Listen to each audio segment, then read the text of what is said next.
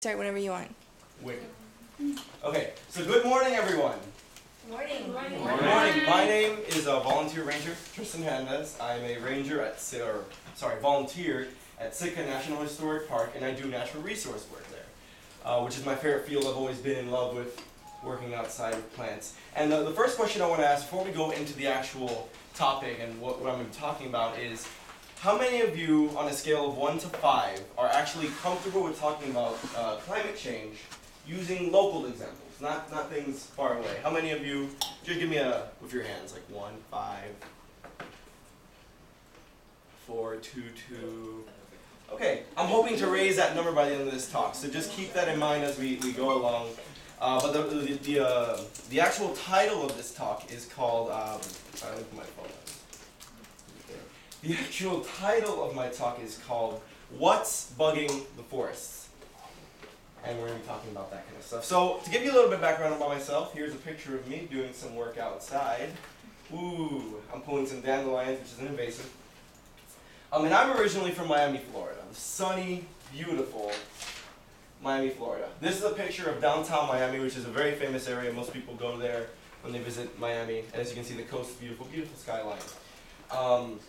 It's very hot in Miami, very different from here. When you think of the numbers, when I wake up in the morning, it's at least 80 to 90 degrees. I mean, that might be a little crazy for people who've lived here their whole lives in Alaska, where you wake up and it might be 40, 50 degrees, put on a sweater, walk out. We walk around in tank tops and sandals. That's Miami. And so it's very hot. And so coming here in Alaska was very different. And you may be asking, Tristan, why would you come all the way from Miami to live here in Alaska in the bitter cold to experience that? And I guess my best answer is to explore. I wanted to be here, kind of explore and continue on through the world, kind of knock this off my list of different places. Plus, this place is beautiful. And one of the things I always heard about are all the bears and all the mosquitoes. As you can see by this picture, there's obviously thousands of them. Thousands, a little scary. And when people told me about this, I was curious. I was like, okay, I gotta see this. I gotta see these brown bears. And so I came here. I was surprised not to find this. I don't know why that didn't happen. But another thing that we talked about a lot in Miami was climate change. You know, the temperature increases. And a very common topic in Miami was dehydrated lands, forest fires, and like people melting, which was always, kind of boring. But we never stopped about talking about the melting glaciers. So when I came to Alaska, I wanted to see a glacier. Haven't seen one yet, but hopefully we'll see one. And it's kind of crazy to think 95% of the glaciers on Earth are definitely melting. It's a little scary. But my topic today is not going to be about glaciers. It's something that's usually overshadowed by these huge towering glaciers, and that's invasive species. And can anybody name an invasive species that they know about in Alaska? Or actually, it doesn't even have to be in Alaska. Japanese knotweed, dandelion, creeping buttercup. How do you know that? Where do you work? Any other ones? Green pan. So we all know about the weeds, and we don't really talk about the animals as much here, but that's what we're going to focus on is the insects. And so, So warmer forests in our backyard are getting hotter. The forests in our backyards are getting hotter, and these are causing insect epidemics that are starting to change the way our forests work. Just over the last 3 decades, the temperatures have increased over 3.4 degrees Fahrenheit. And that's a lot. I mean, especially for Alaska, that's always been cold. And this is doing something. But to kind of prove this thing about the insect epidemics, let's look at Washington. They've got quite the insect epidemic with these guys. Can anybody guess what this is? It's a larva of something. Caterpillar. Caterpillar, but of what? Like a butterfly or a moth. A moth. This is the larva for an apricot moth or, well, it's definitely a very apricot moth, but they've also got these other things called tortics in Washington. And these guys go into a family called leaf rollers. And what they do is that they go to a host plant, they bite down, they kind of like cause like a little cut, and then they roll the bottom part of the leaf over themselves to protect themselves from rain, from predators, to kind of hide. And this is what it would look like. So you might even see this in other parts of the world. I've seen it in Florida, definitely. Probably not super invasive species, but this is what happens. And these leaf rollers are a problem because they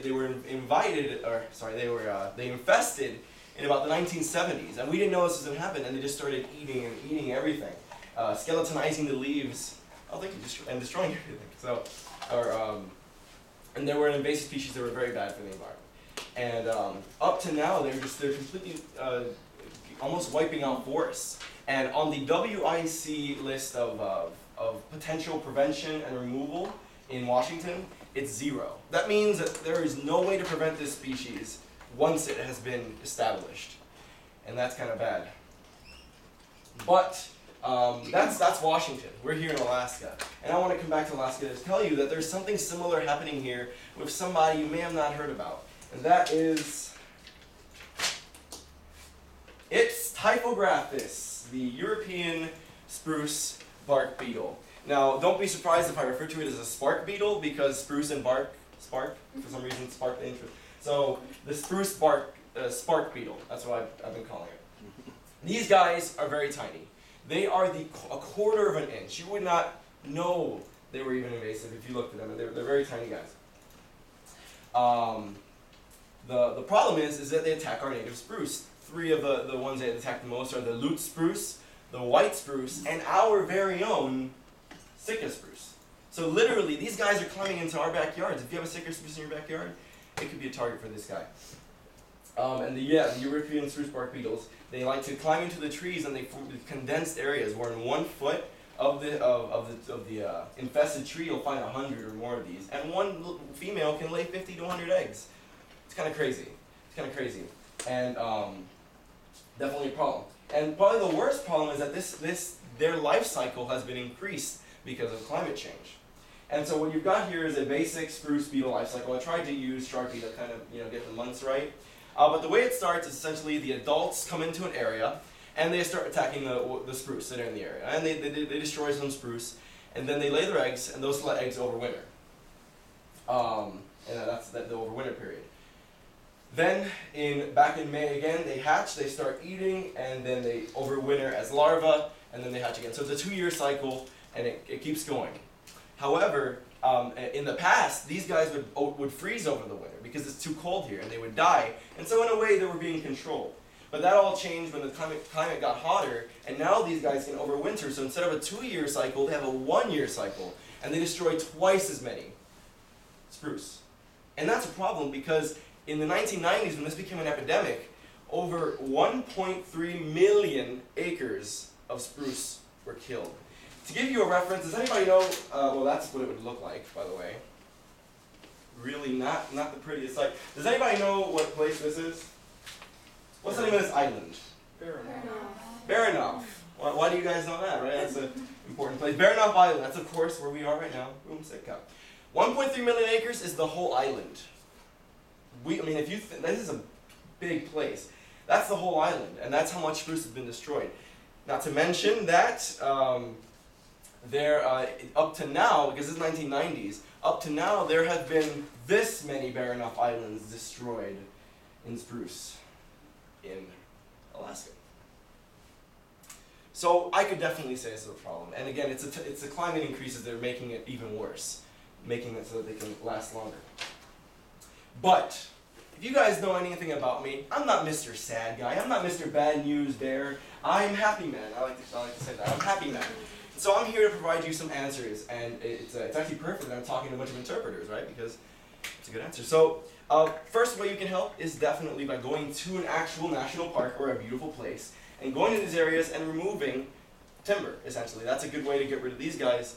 Thank you. That's a good way to get rid of these guys.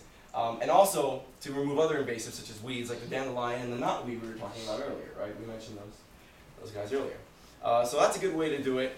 Another good way is obviously to attack the heart of the problem, which is climate change. And all the talks that have come before me have been talking about climate change. And it's definitely good if you go home and you turn lights off when you're not around, turn the TV off, take a shorter shower, use less paper. You really don't need to use that much paper to clean stuff. But probably the biggest way, and this is where I like to talk to interpreters, is interpreting climate change. And so this was an example, a local example, how these guys are actually attacking the Sitka spruce, and how you might be able to inspire other people to do that. And so, as interpreters, we have a duty to where we live to kind of give people knowledge that way they can get inspired to change the world too. So my final question is, how many of you feel at least a little more comfortable talking about climate change using local examples? And yeah, use 5, 1, 3. Thank you. But that's the end of my talk. I really enjoyed talking to you guys, being able to share my passion, which is definitely invasive species and natural resources. And hope all your talks go well too. Thank you.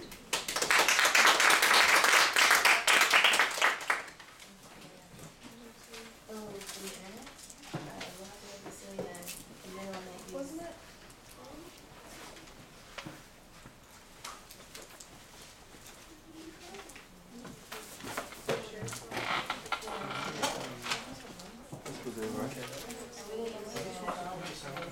No, that's for the.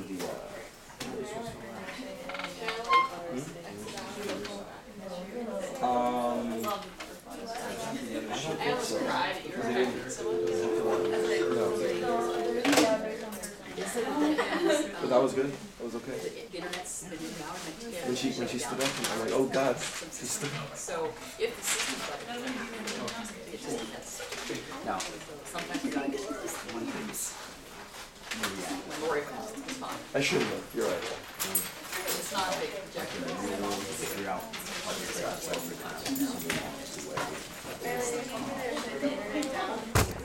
They were saying they were going to shut it down for a couple hours to do this. Yeah, you know, with the public, there's like less unexpected. Here, I was like not expecting. Yeah, I get what you mean. So keep that in mind. Yeah, it's not, none of these are loading. How long do you need to use it for? Well, we have the computer. At least 10 minutes. Yeah, I can hook it up real quick. Yes, yeah, someone's got a computer. Let's see if we can get it wireless. Well, I can create a hotspot on my phone, and then I can give you the Wi-Fi. Yay! Technology. And it has to be at the end of the month, so I can Exactly. Just Yeah, that would be great.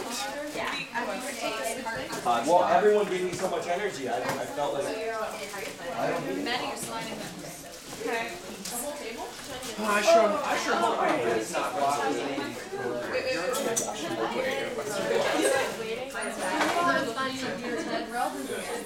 Yeah, it's like if you relax enough.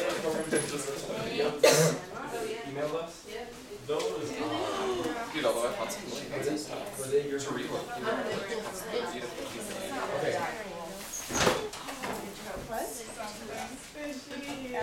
Space. Oh, wow. Hey, do you need it or not? Yeah. Did you already crack your meow? Yeah, she did. There's 160. I don't know how to Here you go. internet on. Oh, thank you.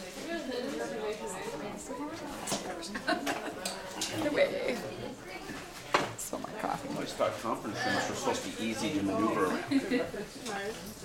Yeah. Oh, it is. I'm sorry. Sorry. Wow. Entire band carries one.